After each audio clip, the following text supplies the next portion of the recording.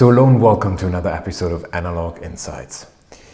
Today is a special episode because I have the rare opportunity of reviewing a brand new analog camera, and that is the Leica M-A. The reason for that is that Leica Camera was kind enough to loan me the Leica M-A for 4 weeks, which was enough time to produce this short review. When the camera arrived here, I quickly realized that it is brand new and that I'm the very first owner, and that was a bit daunting when I unwrapped it and opened the package, because at the end of the day this camera usually has a price tag of 4,350 euros. The camera was first introduced in 2014 to commemorate the 60th anniversary of the Leica M design. So basically the Leica M3, which came out in 1954. Interestingly, the camera in general comes with a Kodak Tri-X here at the very bottom of the package. And coincidentally, it had also its 60th anniversary that very same year.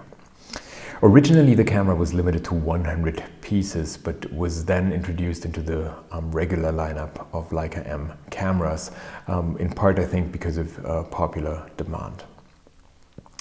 That also means that since the Leica M7 has been recently discontinued, the Leica M-A together with the Leica M-P remain the only two analog cameras in the Leica lineup in general. The main difference between the two cameras is that the Leica M-P comes with a built-in light meter, while the Leica M-A is completely mechanical.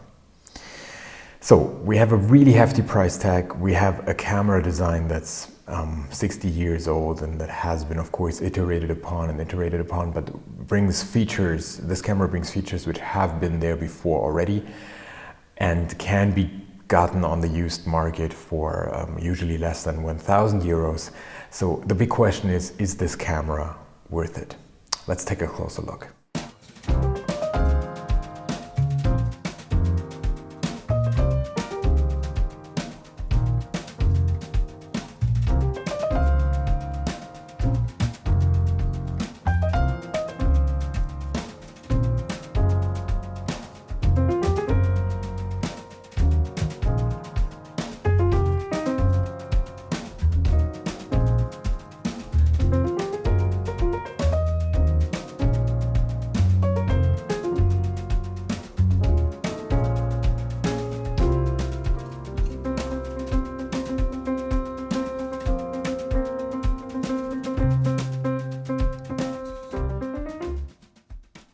The Leica M-A is a best-of design of earlier Leica M cameras released during the 60 years between 1954 and 2014.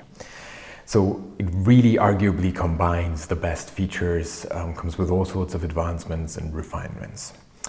But at the same time, it also consists of features that have been there before. So let's take a closer look where all the features and elements come from.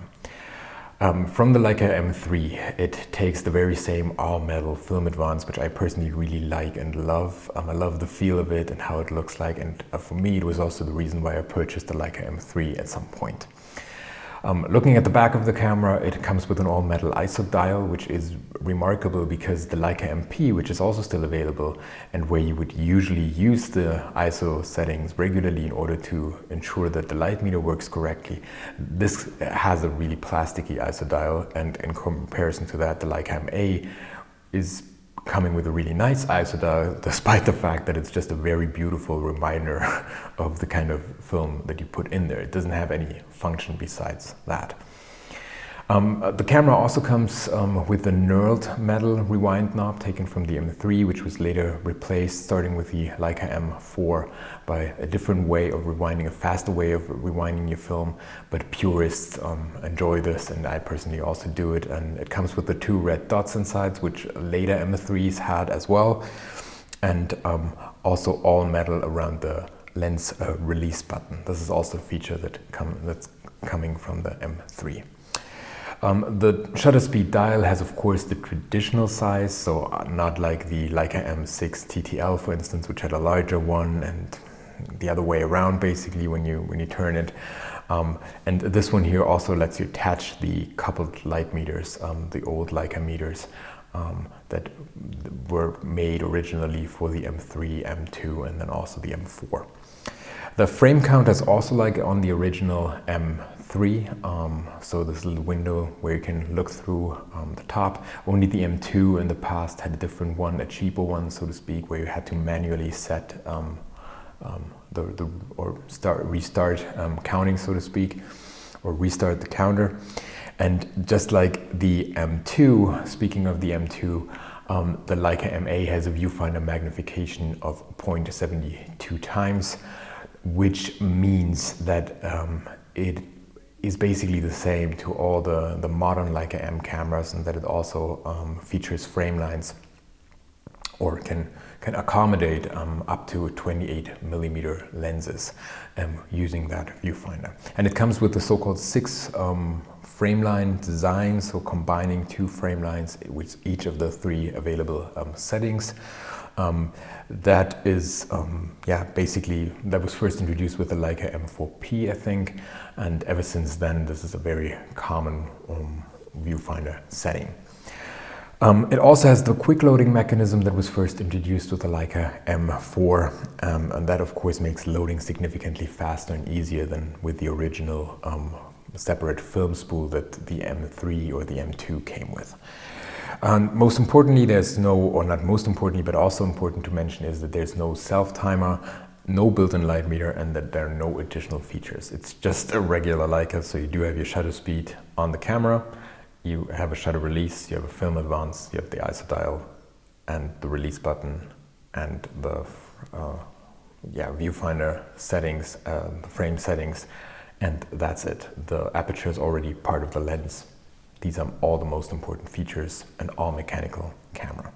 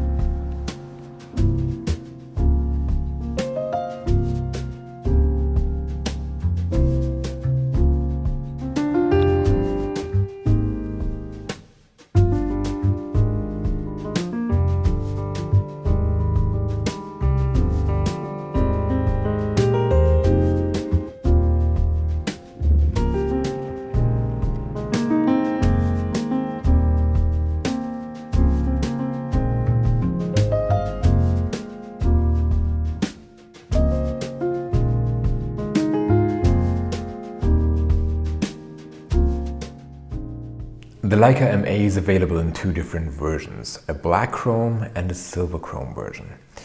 The black chrome version is really interesting because it's completely unbranded. There's no red dot, no Leica inscription on the top plate. It's all black and only a silver ISO dial at the back. And that of course makes it really interesting and the perfect understatement Leica for analog M shooters. If you look at the used market, you will quickly realize that black versions or black paint versions of the Leica M3 or the Leica M2 go for incredible prices of 2,000 or 3,000 euros, despite the fact that these cameras are really, really old. So it's primarily about the fact that they are rare and that they are black. In addition to that, you know that many Leica M shooters resort to tape in order to cover up the branded elements of the Leica M cameras. So in order to cover up that red dot or the inscription on the top plate. And looking at the brand nightmare cameras like the Leica M4P, which were created in a time of the Leica history where they really wanted to focus on their brand name, and they put a huge Leica on the front, plus a red dot and a Leitz inscription on the top plate.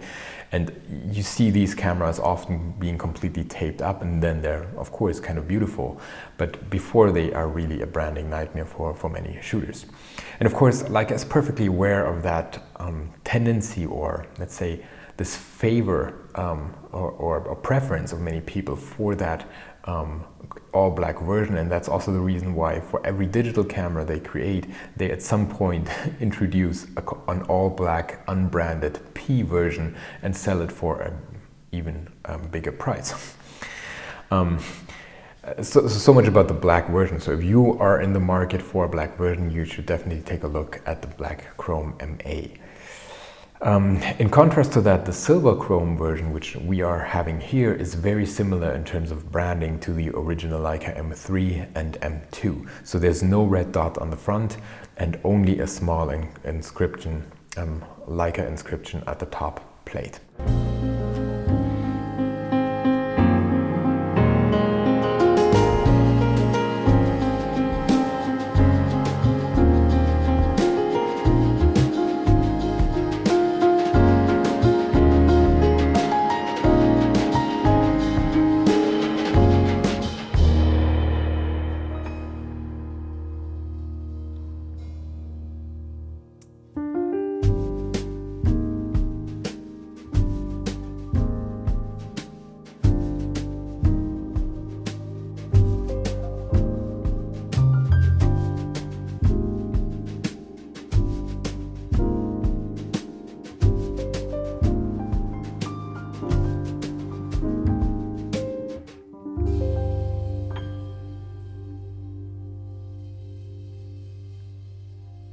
So what about the handling, and what are our personal impressions of the Leica M-A? Most importantly, it feels fantastic. All the mechanisms are incredibly smooth and tight. There's no play in there. It's just running the way you would expect a Leica M camera that is brand new and that was created today would run. And that is interesting. That was my main takeaway, that Leica is capable of competing with its own past and of still managing to create the kind of quality that they used to create back in the days when they were, of course, producing much larger numbers of cameras, of analog cameras, as they are today. And I find that remarkable, that a brand manages to do that and focus still on creating these kind of high quality analog cameras, while at the same time having a market share in digital cameras as well. To me, that was not such an important point, but reading through some of the reviews, and most importantly the one by Jules over at 35mmcompact.com, I realized that to some people this is really important, that they are capable, and here's the point, of purchasing a brand new Leica M camera that has not been touched before by anyone else, and that is feeling brand new, and not like a 50-year-old or 40-year-old tool that has been serviced repeatedly and that has to some extent some play, or does not feel as tight and new and brand new and solid as a Leica M-A out of the box feels. And so if you're in the market for a brand new analog camera, of course you should take that into consideration, and this is a camera bound to outlive you, or at least last several decades. And of course that's interesting if you think of anything that you could potentially purchase in the digital realm today and that won't be relevant in 10 years. So quite an interesting perspective if you look at how much money you pay and how much you get potentially in terms of usage from it. As the camera does not feature a built-in light meter, it's just a regular meterless camera, and that means it makes sense to bring your own meter or to attach a Leica meter on top of it. And personally, I don't mind using meterless cameras. I actually appreciate it. I improved my photography skills using the Sunny 16 rule. I improved my photography skills going out on a photo walk, doing an initial reading and metering the light in the shadows and in the light, and then doing my thing and just taking a couple of shots and be bold and realizing, hey, you actually understand light better because of the way you do it now, and not just looking at little arrows and pointing you in the right direction and telling you when your exposure is correct. So personally, I believe meterless cameras in general improve your photography skills and your handling of light situations and how light changes and how you observe it. And in connection with the Leica M-A, which feels like such a beautiful tool, it really focuses your photography, in my opinion. At least for me, this is what it did. If you are in the market for a camera with a built-in light meter instead, as mentioned before, take a look at the MP.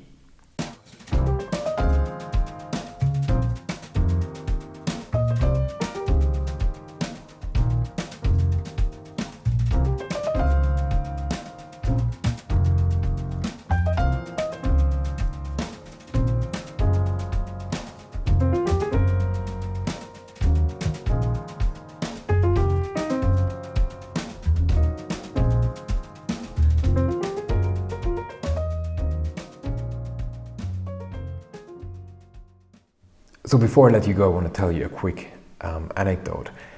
I talked all about the design of the Leica M-A and how it's a combination of different elements that have been there before, but not quite in that form.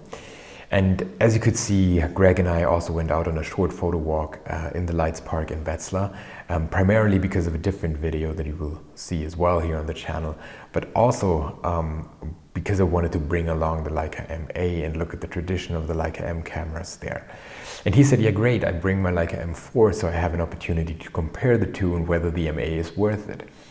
And the interesting thing is what happened is that the Leica M4 that Greg owns is a very early and special version of the M4 that comes with certain design elements taken from the M3, which make it not only very rare, but also very similar to the M-A. So if you look at them here side by side, as I suddenly did, sitting in the cafe, on the Leitz Cafe on the Leitz-Park, we realized, okay, despite the newer film rewind,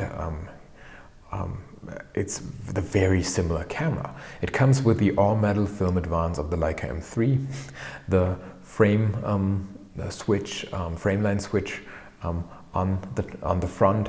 It still has a self-timer looking similar to the one in the M3, and a very similar ISO dial on the back, and even the inscription on the top plate is very similar to that. So that was a really strange moment, looking at the two different cameras side by side and realizing, okay, the M4 was introduced much earlier, and there was already a short moment in time when Leica produced this camera that they would later revisit in the form of the M-A, when they had to choose which were the nicest elements that we ever produced, and they picked a very similar design to the one that they briefly had in the early introduction of the M4. So just as a little side note and anecdote. So without further ado, thank you very much for watching. I hope you enjoyed this video and this episode of Analog Insights. If you did, please remember to like this video and maybe even share it with your friends. And if you want to see more videos like this, please subscribe to our channel. Jules, Greg and I really appreciate it. Thanks for watching. We hope to see you soon. Bye.